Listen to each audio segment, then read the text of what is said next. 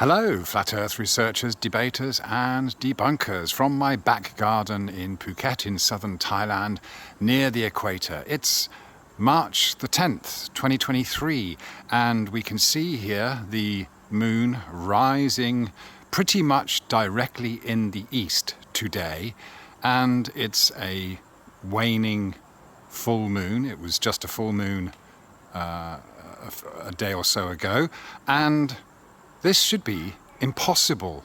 I shouldn't be seeing the moon like this.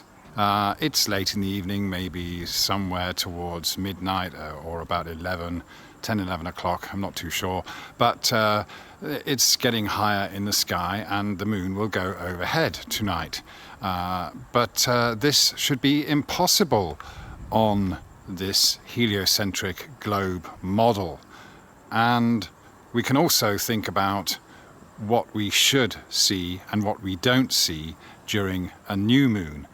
So a full moon is always at night, and it's supposed to be in the globe Earth heliocentric model when the moon is pretty much directly opposite the sun and the Earth is in between. So we're going to try and model that and see what kind of problems it creates. But before I do that, I just wanted to show you this compass, which is a compass for a car. So where you see east there is actually the opposite direction. So you can see on here that north has an arrow pointing in the opposite direction to north. So basically, if we look up from here, we will see east, okay? And I'm going straight up now, and you can see that the moon is a few degrees off the magnetic east reading that we've got there, okay? So if I go down again, all right, you can see, yeah, the east is pointing slightly to the left there of where the moon actually is in the sky. So this is different to the direction or the heading that we're given in timeanddate.com, but this is a magnetic reading. All right, here we are in our open air classroom. It's a bit of a low light setting just to create this model of a heliocentric model with a sun over here. So I've got a lamp that's shining across here from the massive sun on the right, and in the heliocentric model we have an Earth that is much smaller than the sun, and we have a moon that is supposed to be much smaller than the Earth. The moon is said to be about a quarter of the size of the globe Earth and about 239,000 miles away from the Earth, and of course the sun is said to be about 93 million miles away, and this is just a figure that it fits the model. It's been calculated to fit the model because then you can say that the sun, even though it's very large, is far enough away to have reduced in angular size to appear in the sky about the same size as the moon. So doing this ratio of distance and size, you can end up with this calculation for 93 million miles away sun that's much bigger and 400 times larger than the moon, but 400 times further away. You get this ratio that just so happens to fit very snugly.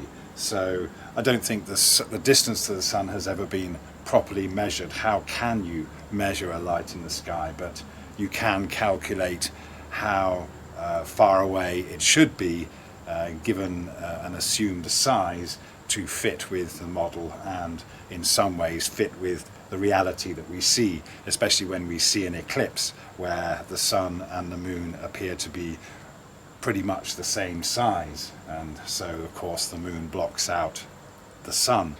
But this really is, although it's a rare phenomenon to see an eclipse, really what we should be seeing is the effects of the sun light on the moon and the shadow that occurs from the moon or the earth, given the different scenarios here.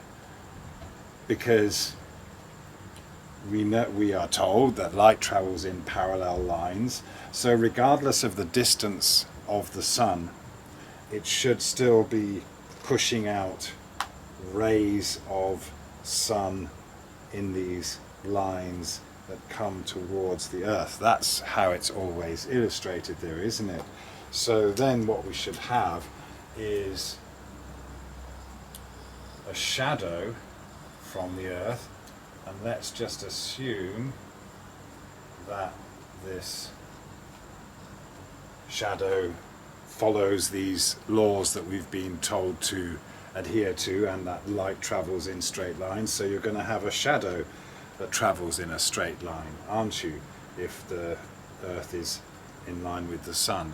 Now remember, we're seeing the moon here in Phuket, which is said to be somewhere on the equator here. So I'm supposed to be on the side of this globe earth here right now, with the sun on the other side of the globe earth, hence it being nighttime here according to the model. And then we have a full moon in the sky, and the moon is supposed to be reflecting sunlight.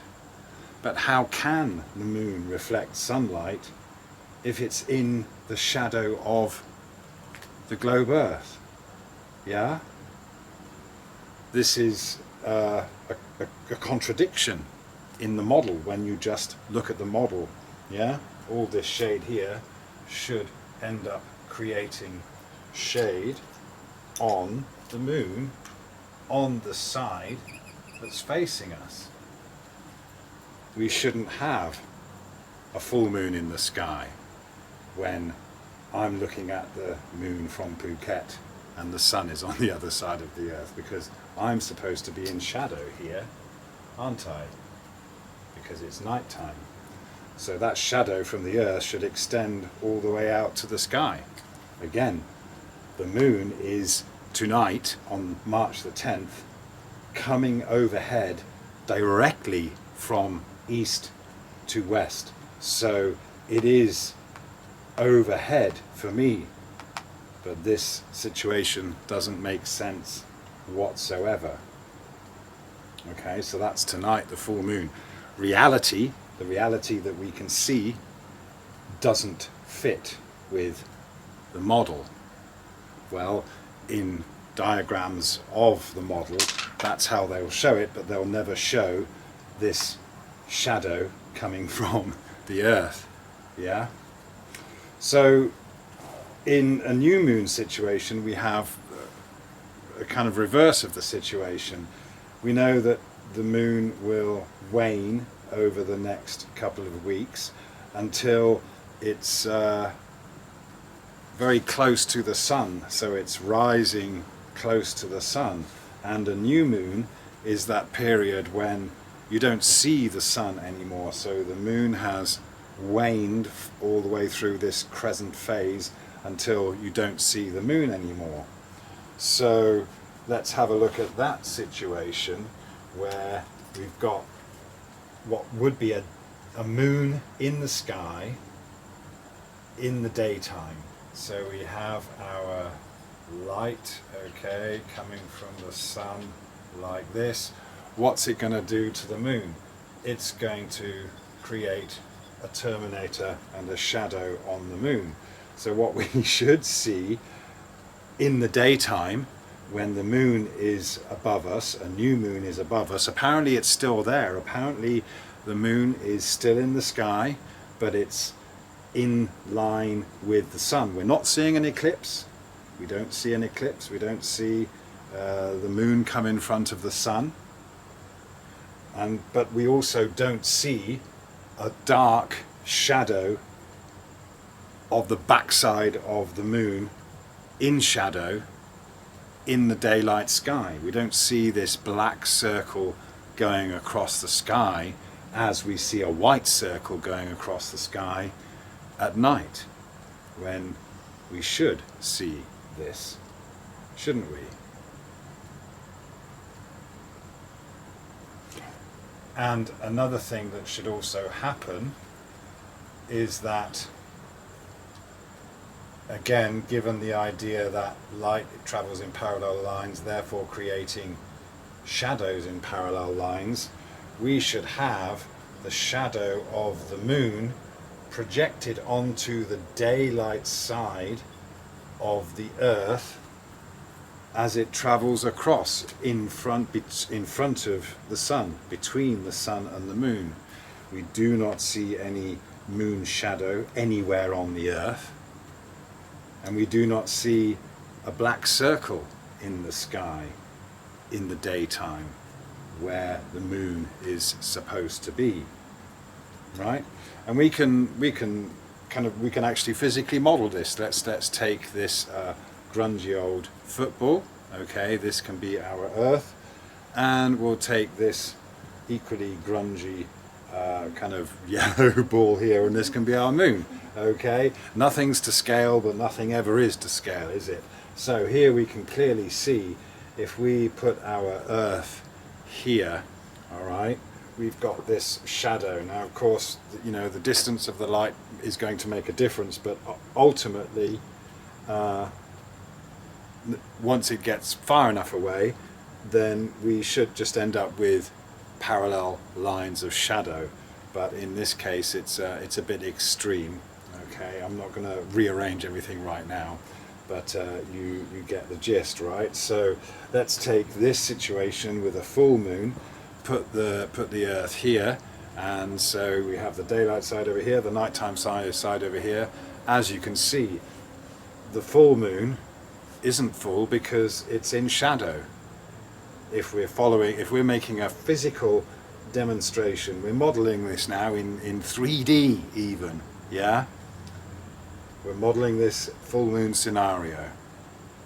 And of course the moon is in shadow. Now, it wouldn't matter how far away the moon was or how far the difference in the distance is, because all this light and shadow should be in parallel lines. Just so let's look at the other situation where we have the moon between the sun and the Earth, and you can see that that is creating a shadow, which, if we bring the Earth up here, we now have on the daylight side, we should have the shadow of the moon hitting the daylight side of the Earth. As you can see, it's in shadow here. Yeah, again, it's been expanded, but you get the idea.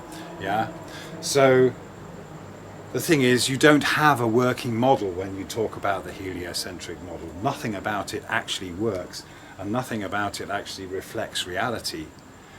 What we do have is a lot of assumptions, a lot of compartmentalized explanations, but when you just simply try to put two or three things together and look at how those things should behave or do behave in reality with their shadows and their light, then you realize that this is totally wrong. It doesn't work.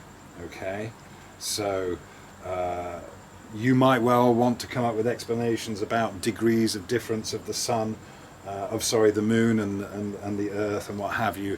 But as we've seen just now, and you can go and look this up on timeanddate.com, the moon here is rising above Phuket, right here, and that's where we're supposed to be on the equator there. You know, direct this. Okay, this would be further down maybe, but I'm just putting the two illustrations in here for convenience. Yeah. Okay, makes sense. Yeah.